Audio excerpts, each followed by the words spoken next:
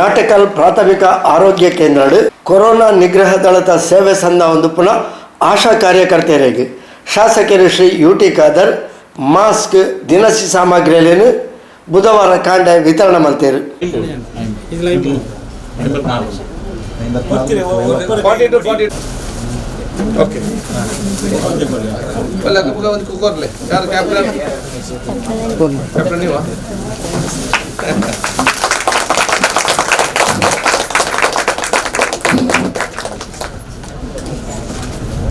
ಮತ್ತೆ ಒಬ್ಬರಿಗೆ ಎರಡು ಕೊಡಿ ಎಲ್ಲ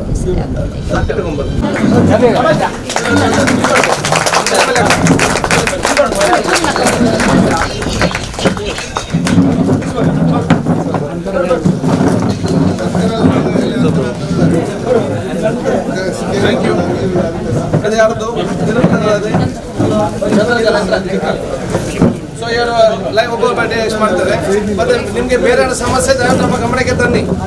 ನಿಮ್ಮ ಜೊತೆ ಎಲ್ಲ ಇರ್ತಾರೆ.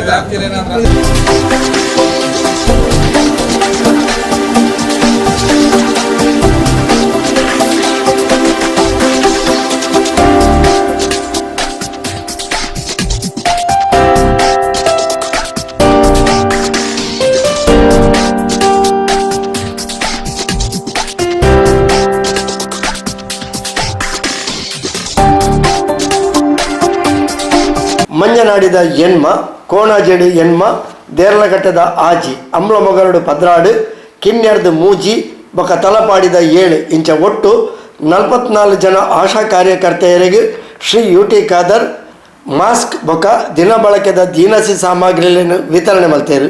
ಇನ್ನೊಂದು ಸಂದಿಗ್ಧ ಪರಿಸ್ಥಿತಿ ತಂಕಲ್ನ ಆರೋಗ್ಯನ ಲೆಕ್ಕಿಸ ಬಂದೆ ಜಿಲ್ಲಾಡಳಿತದ ಆದೇಶವನ್ನು ಪಡೆಯೊಂದು ಇಲ್ಲಡೆ ಭೇಟಿ ಕೊಡ್ದು ಕರ್ತವ್ಯ ಬಂತೊಂದುಲ್ಲೇರು. ಮಾರ್ಚ್ ಏಪ್ರಿಲ್ ಮೇ ತಿಂಗಳು ದಿಂಜ ಸವಾಲ್ದ ತಿಂಗಳು ದಾದಾ ಆಪುಣದೇ ಪನಿಯರ ಸಾಧ್ಯ ಆವಂದಿನ ಪರಿಸ್ಥಿತಿ ಅಂಚಾದು ಎಚ್ಚರಿಕೆಡು ಉಪ್ಪಳೆ ಕೊರೋನಾ ನಾಶದ ಹೋರಾಟಗೆ ಮಾತೆಲ್ಲ ಒಗ್ಗಟ್ಟಾದ ಬೆನ್ಕ ಬಂಡದು ಆಶಾ ಕಾರ್ಯಕರ್ತೆಯರಿಗೆ ಶ್ರೀ ಯುಟಿ ಖಾದರ್ ಪ್ರೋತ್ಸಾಹದ ಪಾತೆರ ಬಂಡೇರು. ಈ ಸಲ ನಿಮಗೆ ವಿಶೇಷವಾದೊಂದು ಟಾಸ್ಕನ್ನು ಕೂಡ ಆ ಕಷ್ಟಕಾಲದ ಟೈಮಲ್ಲಿ ಕೊಡ್ತಿದ್ರು. ಕಷ್ಟಕಾಲ ಟೈಮ್ ಅಂತ ಹೇಳಿದರೆ ಯಾರಿಗೂ ಮನೆಯಿಂದ ಹೊರಗೆ ಬರುವಂಥ ಕಾಲ ಎದುರುವಂಥ ಸಂದರ್ಭದಲ್ಲಿ ನಿಮ್ಮನ್ನು ಬಹುಶಃ ಟೈಮ್ನಲ್ಲಿ ಬಹುಶಃ ಅವಕ್ಕೆ ಒಂದು ಆದೇಶ ಮಾಡಿದ್ದಾರೆ. ಅದಕ್ಕೆ ಆದೇಶಕ್ಕನ್ನು ತಾವೆಲ್ಲ ಕೂಡ ಇವತ್ತು ಕೆಲಸ ಕೂಡ ಇವತ್ತು ಮಾಡಿದ್ದೀವಿ. ಈಗ ನಿಮ್ಮ ವ್ಯಾಪ್ತಿಯಲ್ಲಿ ಎಷ್ಟು ಕ್ವಾರಂಟೈನ್ ಇದ್ದಾರೆ? 4 ಜನ ಸಾಕು ಕೊಟ್ಟು ಎಷ್ಟು ಜನ ಡಿಸ್ಚಾರ್ಜ್ ಆಯಿತು? 14 ಡೇಸ್ ಎಷ್ಟು ಜನ ಆಯಿತು? 22nd. ಅದು ಆಫ್ಟರ್ 14 ಡೇಸ್ ಟೆಸ್ಟ್ ಆಯಿತಾ? ನೆಗೆಟಿವ್ ಅಂದೆ ಅಲ್ಲ? ಓಕೆ. ಈಗ ನೆಕ್ಸ್ಟ್ ಈಗ ಕ್ವಾರಂಟೈನ್ ಮನೆಗೆ ಮಾತ್ರ ಹೋಗ್ಲಿಕ್ಕೆ ಮತ್ತೆಲ್ಲ ಯಾವುದು? ಓಕೆ. ಅದಕ್ಕೆ ಯಾಕೆಂತ ಹೇಳಿದರೆ ಈಗ ಮಾರ್ಚ್ ಏಪ್ರಿಲ್ ಮೇ ಈ 3 ತಿಂಗಳು ನಮಗೆಲ್ಲ ಕೂಡ ಚಾಲೆಂಜಿಂಗ್ ತಿಂಗಳು. ಈ 3 ತಿಂಗಳ ತನಕ ಏನಾಗ್ತದೆ ಯಾರಿಗೂ ಕೂಡ ಹೇಳಲಿಕ್ಕೆ ಸಾಧ್ಯ ಇಲ್ಲ. ಸಂಬಂಧಪಟ್ಟಾಗೆ ಎಲ್ಲ ದೇಶಗಳಲ್ಲಿ ಸ್ಟಾರ್ಟಿಂಗ್ ಇದೇ ಪರಿಸ್ಥಿತಿ ಬಂದದ್ದು ಮತ್ತು ಒಮ್ಮೆಲೆ ಅದು ಜಾಸ್ತಿ ಆಗುವಂಥ ಸಂದರ್ಭ. ಸೊ ನಾವು ಏಪ್ರಿಲ್ ಮೇ ಜೂನ್ ತನಕ ಕೂಡ ನಾವೆಲ್ಲ ಜಾಗೃತಿಯಿಂದಿರುವಂಥ ವಿಚಾರ ಕೂಡ ಆಗಬೇಕು ಮತ್ತು ಜನಸಾಮಾನ್ಯ ಕೂಡ ಇದರ ವಿಚಾರ ಕೂಡ ಹೇಳಬೇಕು. ಇವತ್ತು ಅಮೇರಿಕಾದಂಥ ದೇಶವು ಕೂಡ ಏನು ಬಲ ಸ್ಟಾರ್ಟಿಂಗ್ ಲೈಟಾಗಿ ತಗೊಂಡ್ರು ಏನಿಲ್ಲ ಅಂತೇಳಿ ಮತ್ತೊಮ್ಮೆ ಅವರಿಗೆ ಕಂಟ್ರೋಲ್ ಸಿಕ್ಕದಂಥ ಪರಿಸ್ಥಿತಿ ಈಗ ಅಲ್ಲಿ ಬಂದು ನಿಂತಿದೆ. ಅದು ನಮ್ಮದು ಅಲ್ಲಿಗೆ ಮತ್ತು ಇಲ್ಲಿ ಭಾಳ ವ್ಯತ್ಯಾಸ ಏನು? ಅಲ್ಲಿನೊಂದು ಟೆಸ್ಟ್ ಕೊರೋನಾ ಟೆಸ್ಟ್ ಆಗಬೇಕಾದ್ರೆ 3 ಲಕ್ಷ ರೂಪಾಯಿ ಆಗ್ತದೆ ಟೆಸ್ಟಿಗೆ ಖಾಲಿ. ಇದರಲ್ಲಿ ಅಲ್ಲಿ ಆಸ್ಪತ್ರೆಗೆ ಫೋನ್ ಮಾಡಿದರೆ ನಿಮಗೆ ದಮ್ಮು ಕಟ್ಟೋದಾದ್ರೆ ಮಾತ್ರ ಬನ್ನಿ, ಅಲ್ಲಿ ತನಕ ಏನು ಮೆಡಿಸಿನ್ ಇಲ್ಲ, ಮನೆಯಲ್ಲೇ ಕೂತ್ಕೊಳ್ಳಿ ಅಂತ ಹೇಳುವಂಥ ಪರಿಸ್ಥಿತಿ ಅವರೊಂದು ಬಿಟ್ಟು ಇದೆ. ನಮಗೆ ಅಲ್ಲಿದ್ದು ಇದ್ದವ್ರು ಫೋನ್ ಮಾಡಿ ಅಲ್ಲಿದ್ದವ್ರು ನನಗೆ ಫೋನ್ ಮಾಡೋದು 100 ಮಾಸ್ಕ್ ಕಳಿಸಿ ನನಗೆ ಇಲ್ಲಿಗೆ ಒಂದು ಪರಿಸ್ಥಿತಿಯಲ್ಲಿ ಇದ್ದಾರೆ. ಸೊ ನಾವು ಮಾತಾಡೋಕೆ ಅಮೇರಿಕಾ ಹೀಗೆ ಅಂತ ಹೇಳ್ತೇವೆ, ಏನು ಇದಿಲ್ಲ ಸಂಬಂಧ. ಅದಕ್ಕಿಂತ ನಮ್ಮ ದೇಶ ಎಷ್ಟು ಒಳ್ಳೆಯದಂತ ಹೇಳಲಿಕ್ಕೆ ನಾನು ಇವತ್ತು ಬಯಸುವಂಥದ್ದು.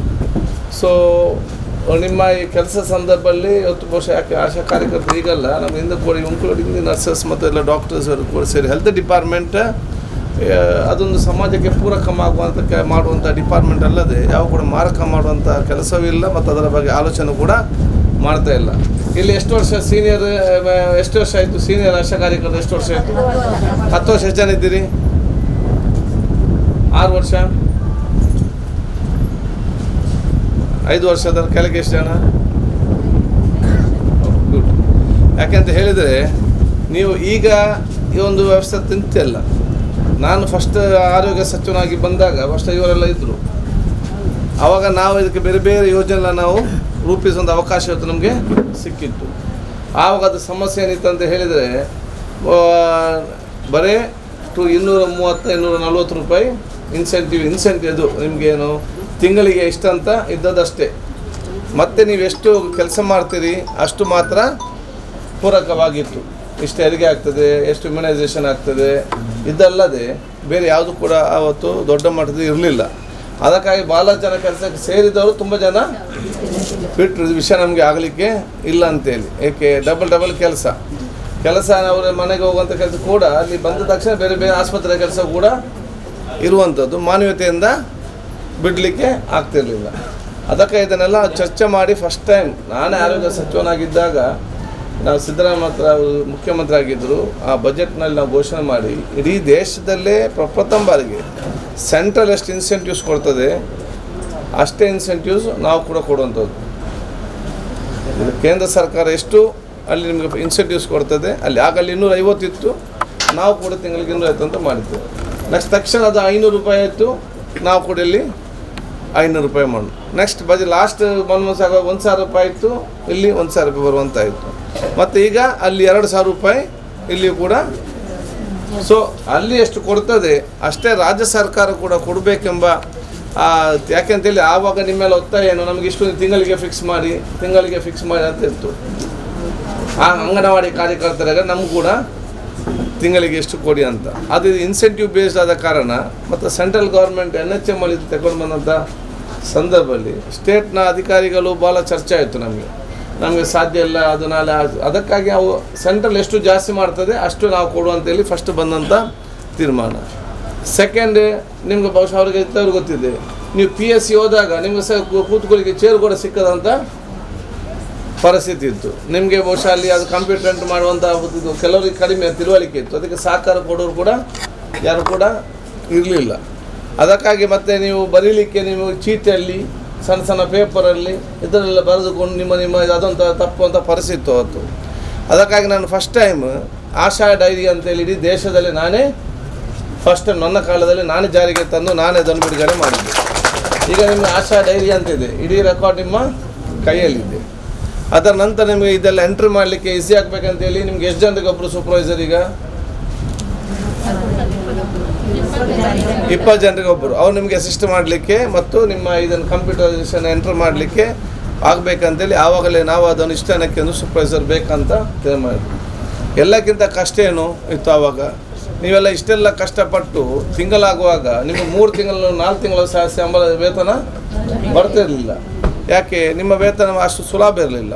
ಈ ಡಾಕ್ಟ್ರುಗಳಿಗಾದರೆ ಕಾಂಟ್ರಾಕ್ಟ್ ಬೇಸ್ನೆಲ್ಲ ಒಂದೇ ಸ್ಯಾಲರಿ, ಪರ್ಮನೆಂಟ್ನವ್ರಿಗೆಲ್ಲ ಒಂದೇ ಸ್ಯಾಲರಿ, ನರ್ಸ್ನವ್ರಿಗೆ NHMನವ್ರಿಗೆಲ್ಲ ಒಂದೇ ಸ್ಯಾಲರಿ, ಪರ್ಮನೆಂಟ್ನವ್ರಿಗೆಲ್ಲ ಒಂದೇ ಸ್ಯಾಲರಿ. ನಿಮ್ದು ಹಾಗೆಲ್ಲ, ನಿಮ್ಮದು ಪ್ರತಿಯೊಬ್ಬರದ್ದು ಕೂಡ ಬೇರೆ. 70,000 ಆಶಾ ಕಾರ್ಯಕರ್ತರಿದ್ದಾರೆ. ಕೊಲೆ ಶುಭಾಕುಲ್ 70,000 ಆಶಾ ಕಾರ್ಯಕರ್ತರಿಗೆ 70,000 ಬೇರೆ ಬೇರೆ ಲೆಕ್ಕ. ಯಾಕೆ? ನಿಮ್ಮದು ಇಂಜೆಕ್ಷನ್ ಕೊಟ್ಟದ್ದು ಎಷ್ಟಿದೆ, ನಿಮ್ಮ ಹೆರಿಗೆ ಎಷ್ಟಿದೆ, ನಿಮ್ಮ ಇನ್ನೊಂದು ಎಷ್ಟಿದೆ, ದಂತಭಾಗ್ಯದಲ್ಲಿ ಎಷ್ಟು ಜನ ನೀವು ಕರ್ಕೊಂಡು ಹೋಗಿದ್ದೀರಿ, ಅದಕ್ಕೆ ಅನುಗುಣವಾಗಿ ನಿಮಗೆ ಸ್ಯಾಲರಿ ಆಗುವಂಥದ್ದು.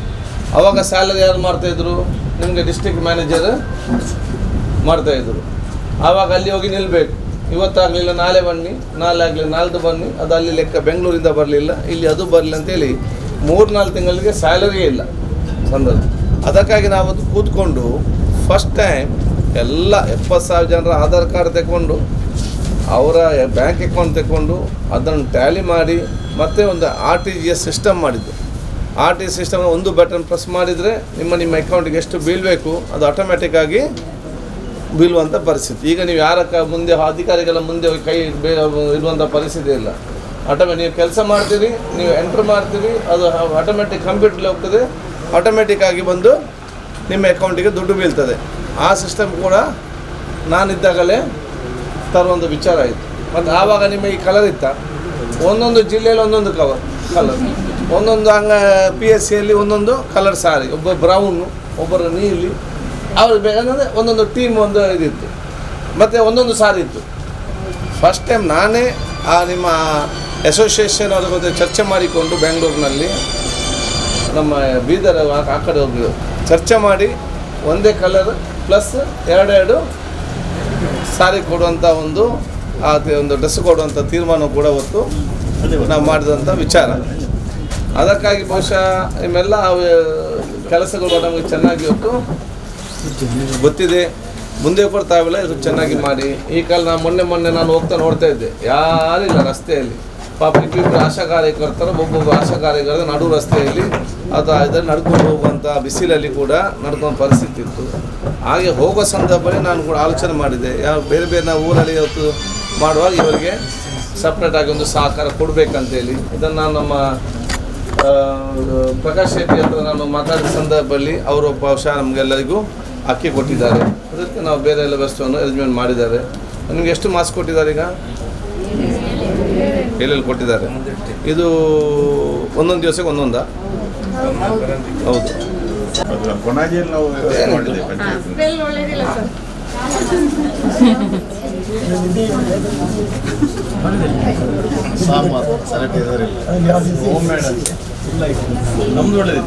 ಇಲ್ಲ, ಆಯ್ತು ಮಾತಾಡ್ತೇನೆ. ನಿಮ್ಮ ಸ್ಯಾನಿಟೈಸರ್ ಮತ್ತು ಈಗ ಗ್ಲೌಸ್ ನಾನೇ ಇದು ಮಾಡಿದ್ದೇನೆ. ಸೊ ನೀವು ಎಷ್ಟು ಜನ ಇದ್ದೀರಿ? ಕೋಟೆ ಎಷ್ಟಿದ್ದೀರಿ? ಕೋಟೆಗಾರ ನೆಕ್ಸ್ಟ್ ಕೋಟೆಗಾರ ನೀವು ಬಂದಿದ್ದೀರಾ?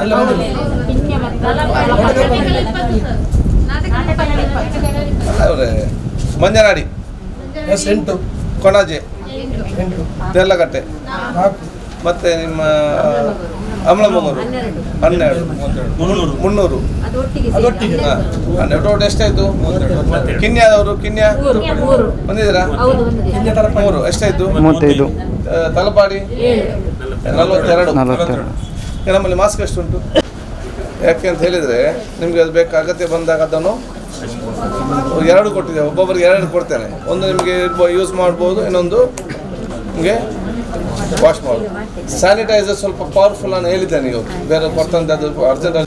ಈಗ ನಾವು ಎಲ್ಲರಿಗಲ್ಲದಿದ್ದರೂ ಕೂಡ ಇಡೀ ಕ್ಷೇತ್ರ ಜನಸಾಮಾನ್ಯ ಯಾರು ಕಷ್ಟದಲ್ಲಿದ್ದ ಅಂತೇಳಿ ಒಂದೊಂದು ಗ್ರಾಮಕ್ಕೆ 500, 600 ಹೀಗೆ ಕೊಟ್ಟಿದ್ದೇವೆ.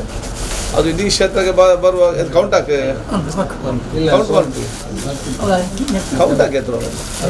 ಅದು ಜಾಸ್ತಿ ಇದಾಗ್ತದೆ. ಅದು ನಮ್ಮ ಗ್ರಾಮ ಪಂಚಾಯತ್ ಮುಖಾಂತರ ನಾವು ಇವತ್ತು ಕೊಡ್ತಾ ಇದ್ದೇವೆ. ಅದು ಕೆಲವೊಮ್ಮೆ ಅಲ್ಲಿ ಅಗತ್ಯ ಇದ್ದವರು ಬಿಟ್ಟು ಹೋಗಿಲ್ಲ ಅಂತ ಹೇಳಿ ಕೂಡ ಸಾಧ್ಯ ಇಲ್ಲ. ಸೊ ಯಾರು ಕಷ್ಟದಲ್ಲಿ ಬರಿದ್ದಾರೆ ಅಥವಾ ನೀವು ಮನೆಗೆ ಹೋದಾಗ ನಿಮ್ಗೆ ನಿಜವಾದ ಪರಿಸ್ಥಿತಿ ನಿಮಗೆ ಮನೆ ಹೋದಾಗ ಗೊತ್ತಾಗ್ತದೆ. ಕೆಲವರಲ್ಲಿ ನಾಳೆ ಬೆಳಿಗ್ಗೆ ಒಂದು ಹೊತ್ತು ಊಟಕ್ಕಿಲ್ಲದವರು ಇರ್ಬೋದು, ನಾಡಿದ್ದು ಒಂದು ಹೊತ್ತು ಊಟಕ್ಕಿಲ್ಲದವರು ಇರ್ಬೋದು. ಅವ್ರ ಹತ್ತಿರ ಬೇರೆಯವ್ರು ಹೋಗ್ಲಿಕ್ಕೆ ಕೂಡ ಅಂತ ಇದ್ದಂತ ಯಾರು ಕೂಡ ಗೊತ್ತೂ ಇಲ್ಲ. ಅವರಿಗೆ ಒಂದು ಹೇಳಿ ಫೋನ್ ಮಾಡಿ ಮಾತಾಡುವಂಥ ಶಕ್ತಿ ಕೂಡ ಇಲ್ಲ ಅಂತ ತುಂಬ ಕುಟುಂಬಗಳಿದೆ. ನಮ್ಮ ದೇಶದಲ್ಲಿ ಸುಮಾರು 20% ಜನ ಪೇಪರ್ ನೋಡಿದವರು, ಫೋನ್ ಯೂಸ್ ಮಾಡಿದವರು, TV ನೋಡಿದವರು ಇನ್ನೂ ಕೂಡ ಇದ್ದಾರೆ. 20%. ಅದು ನಮ್ಮ ಈ ಕ್ಷೇತ್ರದಲ್ಲಿ ಕೂಡ ಅತ್ಯಂತ ಗ್ರಾಮೀಣ ಒಳಮಟ್ಟದ. ಅವ್ರ ಹತ್ರ ಹೋಗಿ ಮಾತಾಡಿದ್ರೆ ಅವ್ರಿಗೆ ಏನು ನಡೀತದೆ ಅಂತ ಗೊತ್ತಿಲ್ಲ ಅವ್ರಿಗೆ ವಿಚಾರ. ಬೇರೆ ಜೊತೆ ಮಾತಾಡೋ ಧೈರ್ಯ ಕೂಡ ಅವರಿಗೆ ಇರುವುದಿಲ್ಲ. ಸೊ ಅಂಥದ್ದೇನಾದ್ರು ನಿಮಗೆ ಕಂಡು ಬಂದರೆ ಅಂಥದ್ದೇನಾದ್ರು ಅಗತ್ಯ ದಯವಿಟ್ಟು ನಮ್ಮ ಗ್ರಾಮ ಪಂಚಾಯತ್ ಅಧ್ಯಕ್ಷತೆ ನಮಗೆ ಗಮನಕ್ಕೆ ತರುವಂಥ ಕೆಲಸ ಮಾಡಿ ಅವರಿಗೆ ಅಲ್ಲಿ ಮುಟ್ಟಿಸುವಂಥ ವ್ಯವಸ್ಥೆ ನಾವು ಖಂಡಿತವಾಗಿ ಇವತ್ತು ಮಾಡುವಂಥ ಪುನಃ ಹೇಳಲಿಕ್ಕೆ ನಾನು ಇವತ್ತು ಬಯಸುವಂಥದ್ದು. ಸೊ ನಮಗೆ ದೀರ್ಘವಾಗಿ ಮಾತಾಡದೆ ಬಹುಶಃ ನಿಮಗೆಲ್ಲರಿಗೂ ಬಹುಶಃ ನಮ್ಮ ಈ ಮಾತನ್ನು ಹೇಳಿದ ಸಂದರ್ಭ ಸಂತೋಷ್ ಶೆಟ್ಟಿ ಅವರು, ನಮ್ಮ ತಾಲೂಕು ಪಂಚಾಯತ್ ಅಧ್ಯಕ್ಷ ಮೋನಾಕನವರು, ರಮೇಶ್ ಶೆಟ್ಟಿ ಅವರಲ್ಲಿ, ನಮ್ಮ ಮೈಸೂರು ಅಬ್ದುಲ್ ಅಜೀಜ್ ಅವರು, ಕರೀಮ್ ಅವರು ಎಲ್ಲ ಇದ್ದಾರೆ. ಮತ್ತು ನಾಟಕಗಳೆಲ್ಲ ಸ್ಟ್ರಾಂಗ್ ಇದ್ದಾರೆ. ಆಗ ಅಗತ್ಯ ಬಂದರೆ ಕೇಳಿ ಎಲ್ಲ ಟೆನ್ಷನ್ ಇಲ್ಲ ಇರುವವರು. ಅದಕ್ಕೆ ಅದು ಡಾಕ್ಟರ್ ಯು ಶುಡ್ ಸಿ ಏನು ಇವರಿಗೆ ಬೇಕಂತೇಳಿ ಅಗತ್ಯ ಬಂದರೆ ಶುಡ್ ಪುಟ್ ಅನ್ ಇಂಟೆಂಟ್. ಅಲ್ಲಿ ಆಗಲಿಲ್ಲ ಲೋಕಲ್ ಶಾಸಕ ಕೇಳಿದರೆ ದೇ ವಿಲ್ ಸಪೋರ್ಟ್ ಎಲ್ಲ ಕೂಡ ಇದ್ದಾರೆ. ಮತ್ತು ನೆಕ್ಸ್ಟ್ ತಾಲೂಕು ಕಚೇರಿ ಕೂಡ ಇದರಲ್ಲಿ ಓಪನ್ ಆಗ್ತದೆ. ಮಂಗಳೂರು ತಾಲೂಕು ಆಫೀಸ್ ಟೆಂಪರರಿ ಆಗಿ ಇಲ್ಲಿ ಓಪನ್ ಆಗುವಂಥದ್ದು. ತಾಲೂಕು ಪಂಚಾಯತ್ ಅಧ್ಯಕ್ಷರು ಮಹಮ್ಮದ್ ಮೋನು, ಉಳ್ಳಾಲ ಬ್ಲಾಕ್ ಕಾಂಗ್ರೆಸ್ ಅಧ್ಯಕ್ಷರು ಸಂತೋಷ್ ಶೆಟ್ಟಿ ಅಸೈಗೋಳಿ, ತಾಲೂಕು ಪಂಚಾಯತ್ ಸದಸ್ಯರು ಸಿದ್ದಿಕ್ ತಲಪಾಡಿ, ಜಬ್ಬಾರ್ ಬೋಳಿಯಾರ್, ಮಾಜಿ ಜಿಲ್ಲಾ ಪಂಚಾಯತ್ ಸದಸ್ಯರು NS ಕರೀಂ, ಉದ್ಯಮಿ ಮೈಸೂರು ಬಾವ, ಕಾಂಗ್ರೆಸ್ನ ಪ್ರಮುಖರು ರಮೇಶ್ ಶೆಟ್ಟಿ ಬೋಳಿಯಾರ್, ಇಸ್ಮಾಯಿಲ್ ದೊಡ್ಡಮನೆ, ಮಂಜನಾಡಿ ಗ್ರಾಮ ಪಂಚಾಯತ್ ಅಧ್ಯಕ್ಷರು ಮೊಹಮ್ಮದ್ ಅಸೈ, ಅಮ್ಲಮೊಗರು ಪಂಚಾಯತ್ ಅಧ್ಯಕ್ಷರು ರಫೀಕ್ ಅಮ್ಲಮೊಗರು, ಕೋಣಾಜೆ ಗ್ರಾಮ ಪಂಚಾಯತ್ ಮಾಜಿ ಅಧ್ಯಕ್ಷರು ಶೌಕತ್ ಅಲಿ, ಜಿಲ್ಲಾ ಯೂತ್ ಕಾಂಗ್ರೆಸ್ ಪ್ರಧಾನ ಕಾರ್ಯದರ್ಶಿ TS ನಾಜೀರ್, ನಾಟಕಲ್ ಪ್ರಾಥಮಿಕ ಆರೋಗ್ಯ ಕೇಂದ್ರದ ವೈದ್ಯಾಧಿಕಾರಿ, ಎಂಚಿತಿ ಪ್ರಮುಖರು ಕಾರ್ಯಕ್ರಮದ ಮುತಾಲಿಕ